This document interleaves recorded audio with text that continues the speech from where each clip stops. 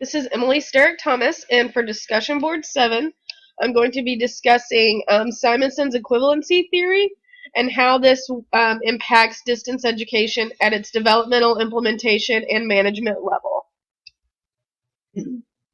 Okay, first of all, we need to know that equivalency theory means that while you have distance education and traditional in-class education, these are not identical. They should produce similar results, but they're not necessarily going to be identical in nature.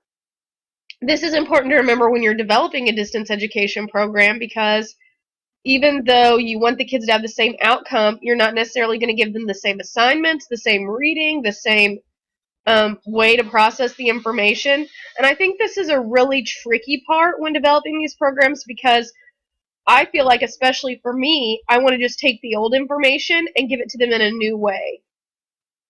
But sometimes I make it where they're getting it the same way, just at home, instead of in a class with me in front of them.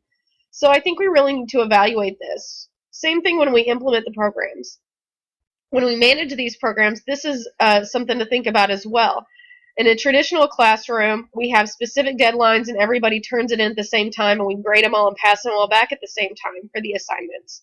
But one thing I like about when I'm a distance learner is that if I get a paper done 3 weeks ahead of time, I can get the grade back almost immediately from some professors. So I think that is something interesting to think about as well. We also have to remember that a learning experience is anything that promotes learning. This is interesting to think about, because you can think about, they don't just have to read and memorize facts. With distance learning, it can be more student-led, student-driven. Students can look at their own information and what they want to learn. So, and in conclusion, I'm not even sure that this is possible to make them equivalent. I just keep getting flashbacks to separate but equal. Maybe it's not possible, but maybe that's okay. Maybe we need to look at and reevaluate what we expect students to learn and how we expect them to produce that information. I don't know. There's just a lot of things to think about with this. I think it's really interesting. Let me know what your guys' thoughts are. And these are my sources for today's information. Thank you.